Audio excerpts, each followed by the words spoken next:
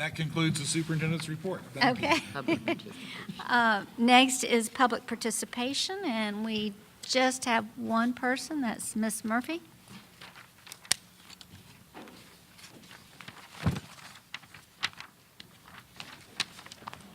Good evening. I wanted to briefly address three things on tonight's agenda: the change order policy, the executive session agenda item listed as update on litigation involving the district, and transparency issues.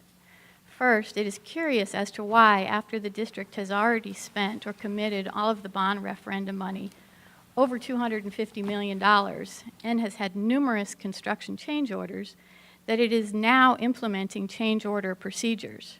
For an entity that has its hands on hundreds of millions of taxpayer dollars, it seems hard to believe.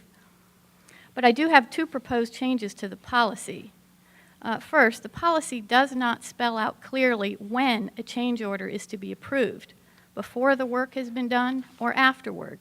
Changes in the dollars paid to the contractor or scope or completion date should be approved beforehand, and the policy should reflect that and not be open for interpretations. An example of the wrong way of doing it is when a $600,000 change order came to the board almost 6 months after the fact. And before deemed an emergency change order, which would allow the superintendent to approve a change order over his cap of $50,000, or in other words, an unlimited change order, the policy should require the superintendent to make a good faith effort to attempt to get a quorum of the board present, so the board can approve or disapprove a change order. Unfortunately, this has happened before involving a substantial contract and subsequent legal actions. Also, it's my understanding, though I don't believe that it has been announced to the public, that District 5 has hired someone to handle change order issues.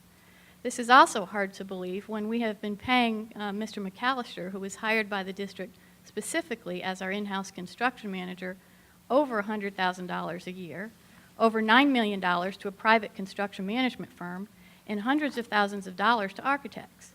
But then again, there are significant change orders or potential mistakes, such as the out-of-standard slopes on the new soccer field at Chapin High School.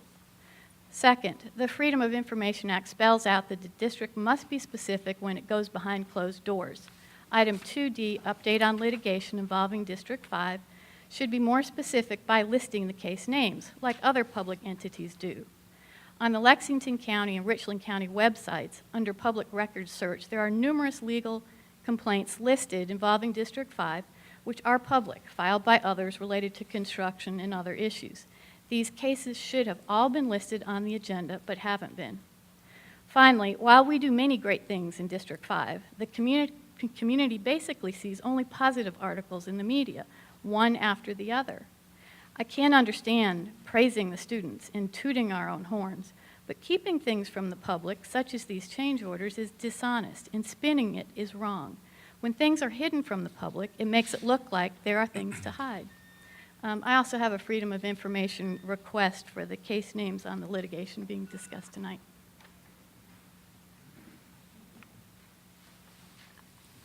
I just want to say that this board is, and this administration is very transparent, I think incredibly so. And I also have to praise administration and the proactive request by the board members with regards to updating our current change order policy.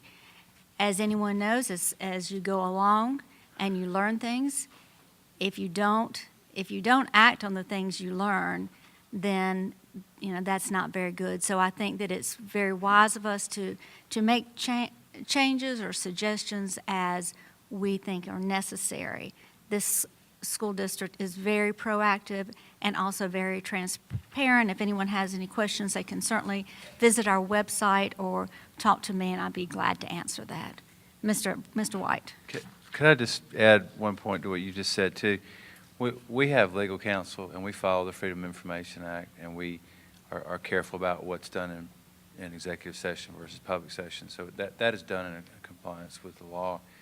And to reiterate what you just described about the policies, part of our job is I would refer to as best practices. As we go through a massive construction project of $256 million, then if we see some best practices that we can incorporate in a policy for future boards, that's how we add more value and make sure going forward, things continue to be done at a very high level of quality and efficiency.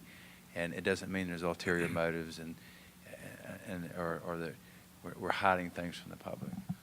Thank you. That was very well said. Okay, thank you very much. That ends public participation. And the next, we start the action agenda first.